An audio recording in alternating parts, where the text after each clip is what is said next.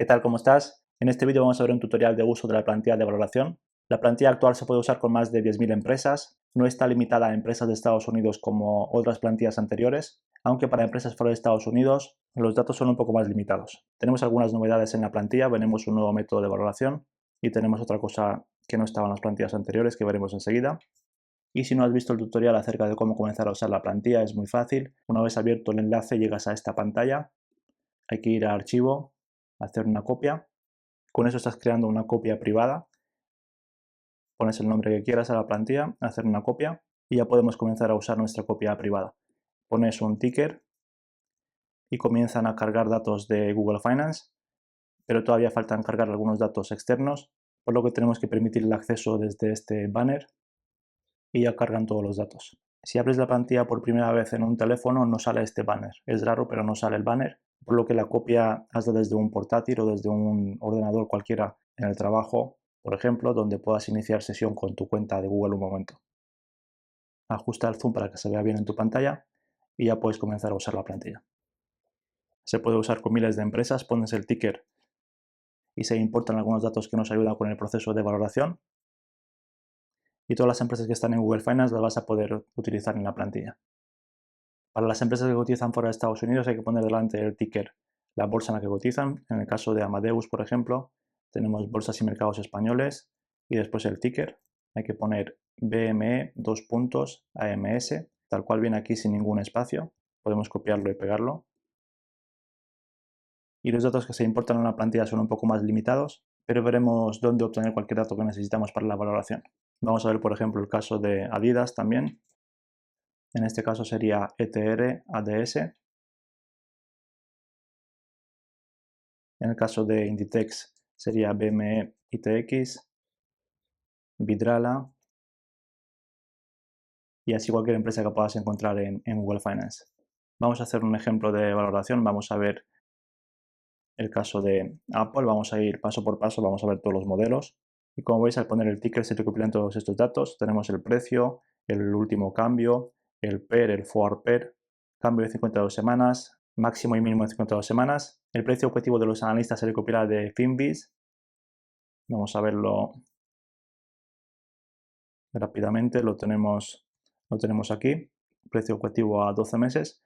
Se puede ver también en Yahoo Finance, en la pestaña Análisis. Abajo tenemos la media en 204 en Yahoo Finance.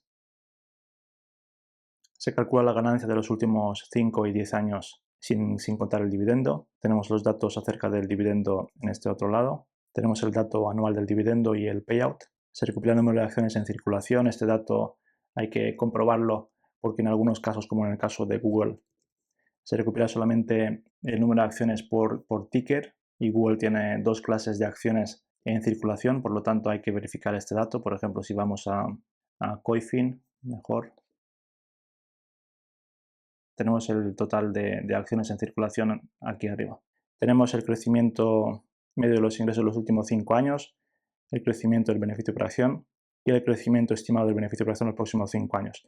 Este dato se recopila de Finviz también y procede de Yahoo Finance, me parece. Vamos a ver 10,50 los próximos 5 años para Apple.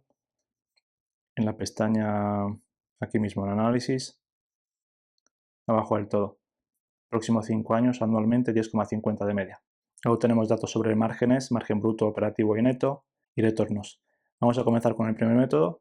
He puesto aquí arriba el beneficio por acción de los últimos años. Se calcula un crecimiento anual compuesto. Lo podéis directamente, en vez de poner los datos, ver en QuickFS. Yo lo he copiado y lo he pegado desde aquí, pero aquí arriba se calcula el crecimiento medio de los últimos 10 años. Lo calculan desde 2013 en este caso, 15,7% de crecimiento medio del beneficio por acción, 8,4% de los ingresos, 8,1% del free cash flow. Y tengo que estimar el crecimiento de los próximos años, el crecimiento medio. Vemos que se estima un crecimiento del 10% de los próximos 5 años de media. Vamos a verlo también en Coifin. Tenemos 7% este año, 9% estimado el próximo año y 10% después. Aquí arriba tenemos el crecimiento estimado de los ingresos y si vamos a FinChat tenemos también estimación. Tenemos estimación del 10,6% de crecimiento medio del beneficio por acción. Yo voy a poner un crecimiento estimado un poco inferior, voy a poner un 8%. Creo que los ingresos pueden crecer de media fácilmente un 4 o un 5%. Y si tenemos en cuenta la recompra de acciones agresiva que están haciendo, que han estado haciendo en los últimos años, de hecho creo que era como un 3% de media al año, vamos a verlo aquí en Stock Analysis. Las acciones en circulación han disminuido de media un 3%, más de un 3% en los últimos años. Por lo tanto, un 5% de crecimiento de los ingresos, un 3% de recompra de acciones, y si mejoran un poco los márgenes de rentabilidad, es fácil que consiga un 8% de crecimiento del beneficio por acción. Voy a dejar 8%. Podéis moderarlo si queréis en FinChat. Vais a la parte de Modeling y ponéis el crecimiento estimado de los ingresos los próximos años, año a año. Vamos a poner aquí un 4%. Dejáis el margen operativo que pensáis que va a tener la empresa dentro de unos años. Y así con todo, con la tasa de impuestos y con todo, coste de la deuda, calculáis el WACC, ponéis el crecimiento perpetuo o un múltiplo de salida dentro de unos años y obtenéis un valor intrínseco. Voy a dejar un 8% de crecimiento del beneficio por acción. Y en cuanto al múltiplo, tenemos el PER actual en 30 y el forward PER en 27. Vamos a ver en Coifin el PER de los últimos años, el histórico del PER. Lo tenemos en los últimos 12 meses o en los próximos 12 meses, el estimado, el forward PER. Vamos a entrar aquí un momento. Podéis verlo a largo plazo, 5 años, 10 años, 20 años. Ahora está en un nivel bastante alto en comparación con la media histórica. Y lo ideal sería comprarlo por debajo de 25 veces, bastante por debajo de 20 veces. No se da en muchas ocasiones. Regresamos a la plantilla, voy a poner un PER de 25. Creo que la empresa, por la calidad que tiene, se merece un PER de por lo menos 25, aunque el crecimiento a futuro no va a ser demasiado alto. Y con un PER de 25 y el crecimiento que hemos estimado del beneficio por acción, tenemos un precio objetivo en torno a 220. Podemos poner un PER optimista y un PER pesimista y se calcula un promedio. Vamos a poner optimista de 30 y pesimista de 21. Se calcula un precio en cada caso al multiplicar el PER con el beneficio por acción estimado. Y si hacemos un promedio de esos tres precios, obtenemos un precio objetivo promedio de 222 en este caso, 14% de upside con respecto al precio actual. Y podemos ver los retornos obtenidos a diferentes precios de compra. Comprado al precio actual, el retorno total hasta el precio objetivo, el retorno anual compuesto si alcanzamos el precio objetivo en 5 años y solo alcanzamos en 3 años. Si el precio corrige, vemos en cada caso, si corrige un 10%, el retorno sería este, si corrige un 20%, un 25% y así en cada caso. Y podemos ver en qué nivel sería interesante comenzar a acumular acciones en caso de que se dé esa corrección. Tenemos aquí la estimación de crecimiento del valor intrínseco y el nivel en el que se encuentra el precio. Y lo ideal es comprar por debajo del valor intrínseco con bastante margen de seguridad. Más abajo tenemos datos sobre el dividendo. Hay que sumar a estos retornos el dividendo y podemos ver otros datos como la distancia al mínimo de 52 semanas, la distancia al máximo. Vemos que aquí está más cerca del máximo que del mínimo y algunos otros datos. Vamos a pasar al siguiente método de Benjamin Graham. Tenemos dos fórmulas, la fórmula original de valoración de Graham y la fórmula conservadora. Hay quienes piensan que la fórmula original es demasiado optimista y que hay que utilizar una fórmula más conservadora. Yo la fórmula conservadora la utilizo solamente con empresas muy maduras de muy bajo crecimiento.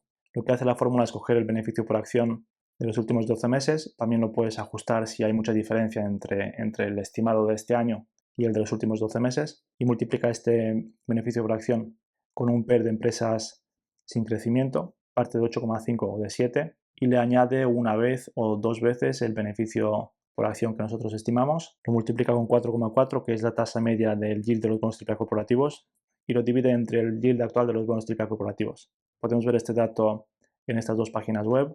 Moody's lo saca a cierre de cada mes y en este caso se recopila la plantilla automáticamente, es 5,25, o podemos ver el último dato en esta otra página web.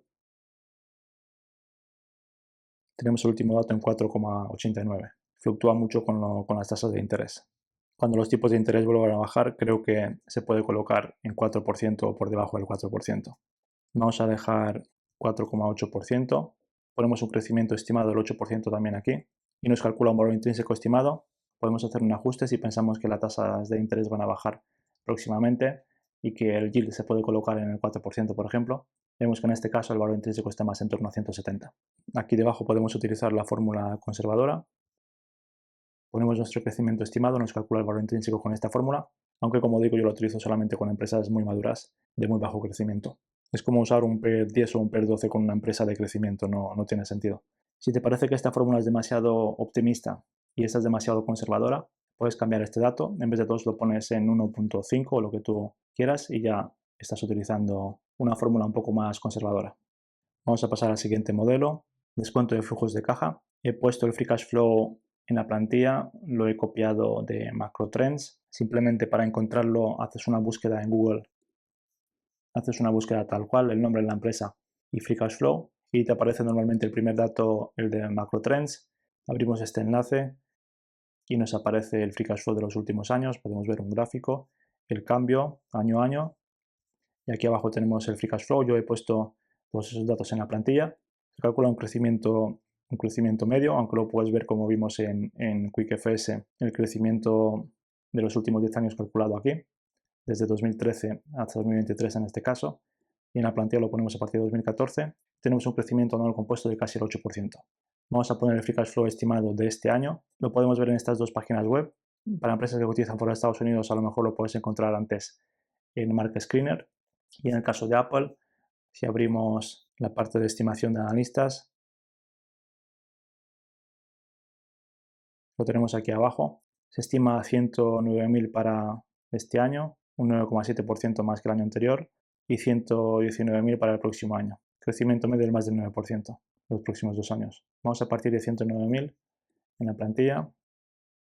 Voy a poner un crecimiento estimado los primeros 5 años del 7%, 6% después, crecimiento perpetuo 3,5% y tasa de descuento voy a poner entre 8 y 9, 8,5. Hay unas notas aquí abajo. En el caso del crecimiento perpetuo se suele utilizar entre 2,5 y 3,5, más o menos la media del crecimiento del PIB mundial. Y para la tasa de descuento se puede calcular el WACC. Yo utilizo más o menos entre el 8 y el 10% porque las empresas que busco son negocios bastante predecibles, de riesgo bastante bajo. También se puede utilizar el coste de oportunidad o el retorno deseado, por ejemplo un 9% o un 10%. El retorno medio de la bolsa de los últimos 50 años más o menos de media es del 9%. Bien, en este caso se proyecta el Free Cash Flow que estimamos en los próximos años, se calcula el valor presente con la tasa de descuento que hemos introducido. Como veis, por ejemplo, en el año 8 prácticamente solamente contamos la mitad del Free Cash Flow que se estima en el año 8. Solamente lo traemos la mitad de ese valor al presente. Se calcula el valor presente de los flujos de caja estimados y tenemos que añadir la caja y equivalentes y restar la deuda total. Lo tenemos, por ejemplo, en Coifin. Vamos a verlo. Tenemos caja y equivalentes 67.000 millones y deuda total 104.000 millones. Y al dividirlo entre el número de acciones, obtenemos el valor intrínseco estimado por acción.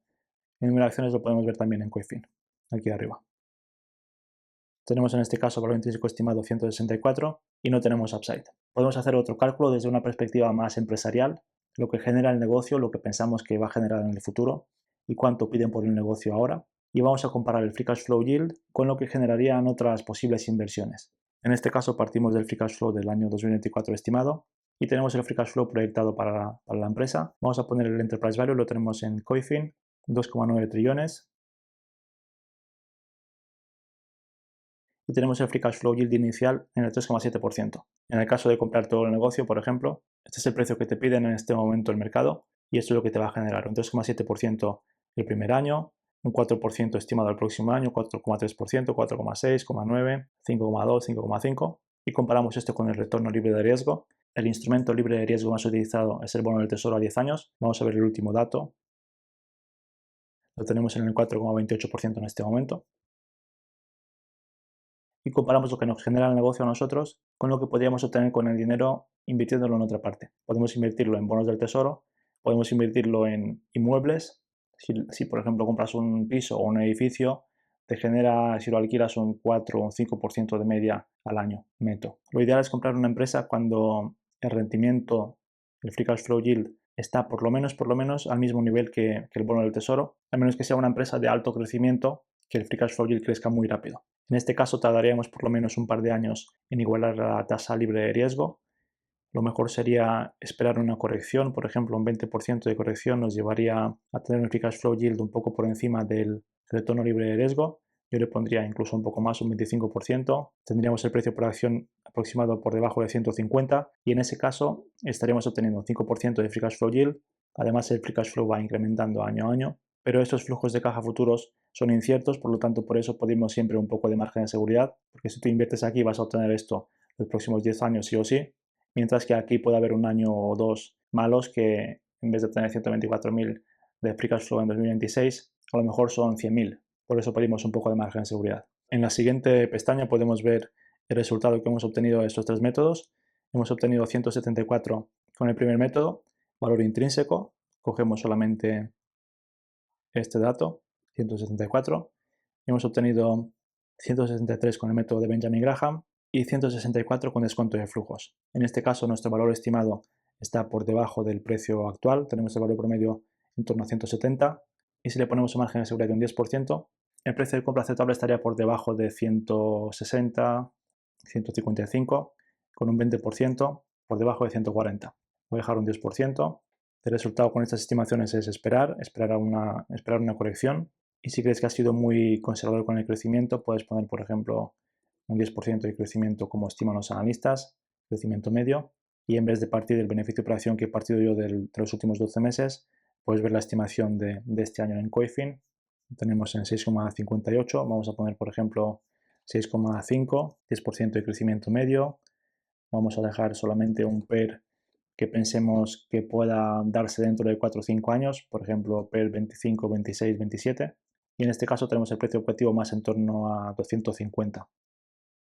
Tendríamos con un 10% de margen de seguridad un precio de compra aceptable por debajo de 160. Vamos a ver el siguiente método, descuento de flujos inverso. Lo que hace este método es partimos del precio y vamos a ajustar el crecimiento, vamos a ajustar aquí el crecimiento medio hasta que el valor por acción y el precio estén muy cerca, haya muy poca diferencia y veremos el crecimiento implícito en el precio. Vamos a poner 10% de crecimiento medio estimado, nos hemos pasado, 9%, la diferencia es muy baja en este caso, vemos que el mercado descuenta un crecimiento implícito del free cash flow del 9% de media de los próximos 10 años. Para que el precio actual sea justificado y obtengas este retorno medio, el crecimiento medio necesario para justificar el precio está en torno al 9%, con esa tasa de descuento. Tenemos que preguntarnos si tiene sentido este crecimiento, si es realista. Si la empresa puede crecer mucho más, la empresa estaría infravalorada, y si el crecimiento nos parece muy optimista, la empresa está sobrevalorada. Si piensas que Apple puede crecer de media un 7% los próximos 10 años, más o menos, entonces estaría sobrevalorada. Y si piensas que la empresa puede crecer un 14% de media, estaremos comprando muy por debajo del valor. Pasamos al siguiente método, descuento de dividendos. Este modelo presupone un crecimiento de los dividendos a una tasa constante y por eso solamente se puede utilizar con empresas muy maduras. Tenemos que partir del dividendo actual, lo podemos ver en Seeking Alpha. Tenemos $1 por acción y tenemos que estimar un crecimiento medio constante. El crecimiento tiene que ser inferior a la tasa de descuento. Tenéis aquí un enlace donde se explica en pocas palabras el modelo.